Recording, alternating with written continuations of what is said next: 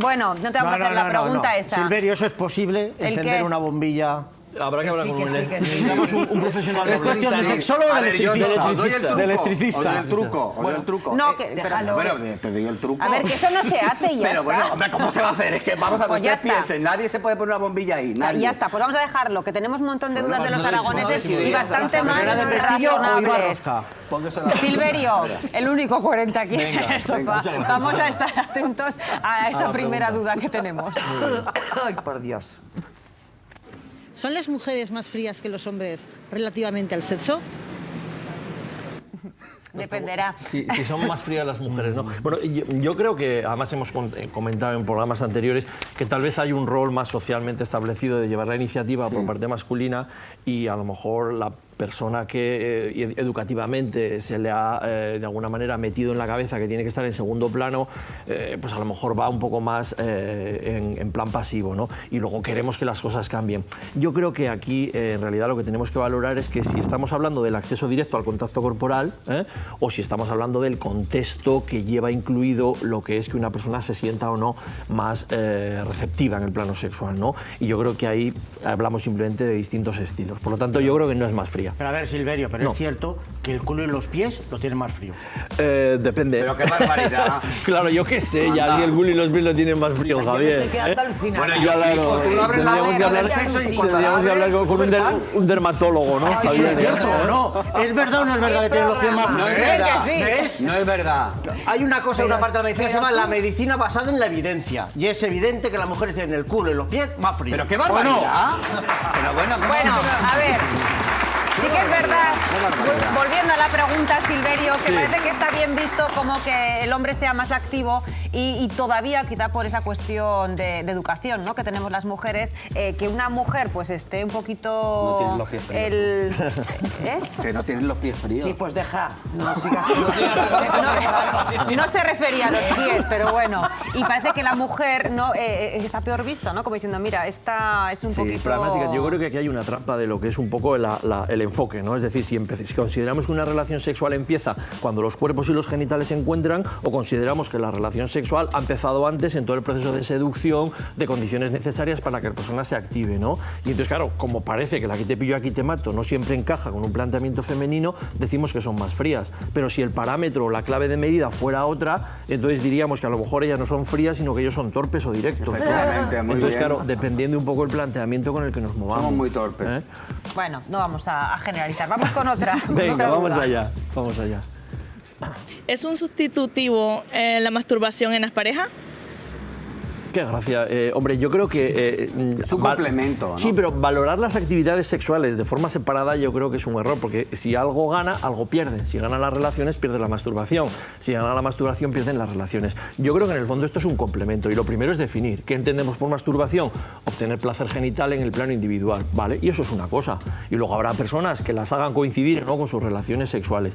Yo creo que desgraciadamente aquí arrastramos un poco una visión histórica de entender la masturbación como algo negativo y algo a erradicar, a veces por cuestiones morales, a veces religiosas, y ahora, en teoría, porque es una conducta de segunda división frente a las relaciones, ¿no? Y yo creo que en realidad la idea es, vamos a sumar, vamos a tener más herramientas, y luego cada quien decidirá qué emplea y qué no emplea, ¿no? Lo que pasa es que aquí hay un libro, bueno, no lo recomiendo porque es muy viejo, ¿no?, pero históricamente se considera la masturbación, el onanismo, que se confundía con la masturbación, pero bueno, hay un libro de Tissot, que era un médico suizo que ha sentado cátedra, porque en el libro hay 200 y pico muertos al final, y todos, y todos esos muertos eran de alguna manera por el uso de la masturbación. ¿Cuánta gente Entonces, habría caído ya? sí, claro, entonces era sí, pero era un planteamiento En médico España de y en hace el mundo. era un planteamiento médico de hace 2 siglos, y además se confundía con el onanismo. Pero el problema es que eso quiere decir una cosa, y es verdad, que es que además yo no lo he vivido, pero sí que, vamos, gente, ¿No ha vivido a la mí sí que lo ha masturbación? vivido, no. Que sí que nos queda muy cierto.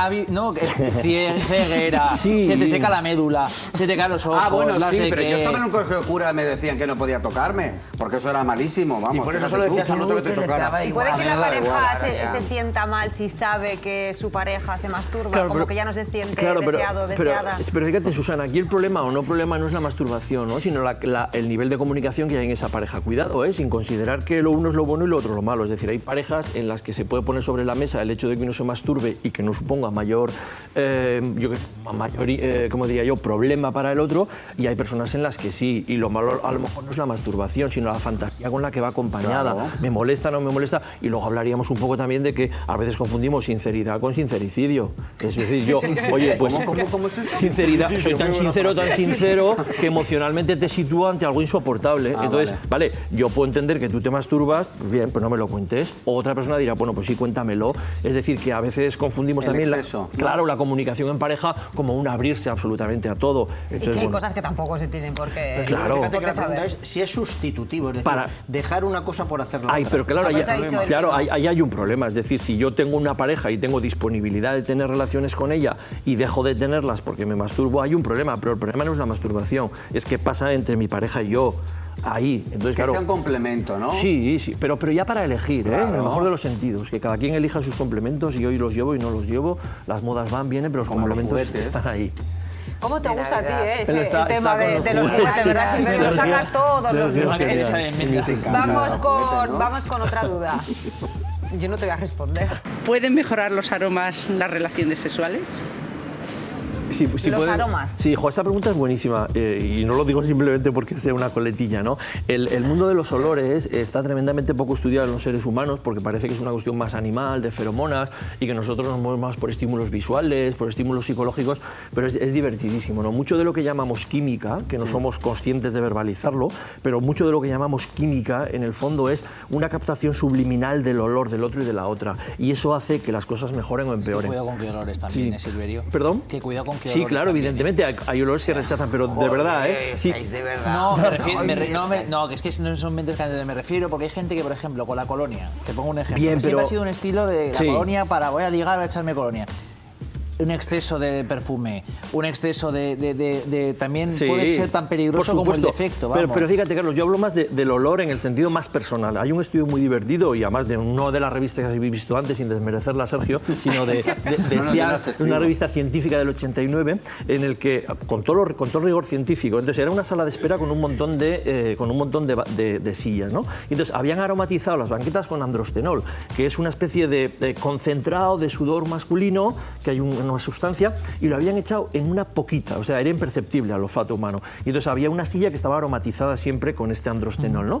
Cuidado, cambiando la silla de sitio, cambiando las mujeres en distintos horarios, que las mujeres, después de vacilar, se sentaban sistemáticamente en esa silla, que estaba aromatizada con androstenol. Que atraía aquello, ¿no? Es que atraía incluso a mujeres, esto fue muy divertido en Berna, ¿no?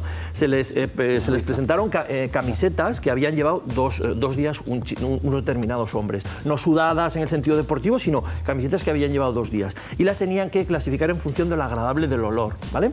Cuando las clasificaban en función de lo agradable del olor, coincidía también con el nivel de atractivo que tenían esos hombres, y no les habían visto, simplemente habían valorado las camisetas.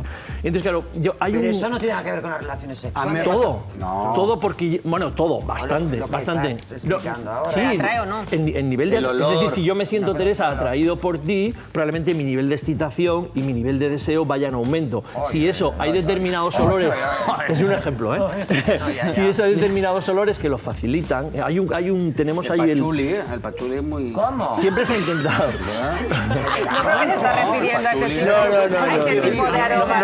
El pachuli que dan ganas de hacerlo todo. Mira el pueblo, que no se está refiriendo a ese tipo de olores. Hay un órgano que es el vomeronasal, que lo tenemos ahí metido, del que se ha estudiado muy poco, pero que los mamíferos lo conocemos, que es por el que captamos las feromonas. Pero has dicho las feromonas, se ha dicho que cuando hay relaciones sexuales emites más feromonas, y cuando dejas se te ha quedado impregnado, es lo que vendrías a decir tú de las camisetas. Pero también pero cuidado, Carlos, hablo de un olor imperceptible, es decir, si una persona huele a sudor de forma evidente, seguramente generará rechazo. Hablamos de niveles de olor imperceptibles en el plano consciente, pero que algo están haciendo. Algo están haciendo eso que llamamos química, me siento atraído, este me atrae, este no me atrae, ¿qué será? Entonces, es un mundo por descubrir apasionante el de los olores. Silverio, qué bien hueles, gracias. Muchas gracias, Susana. Hasta la semana que viene.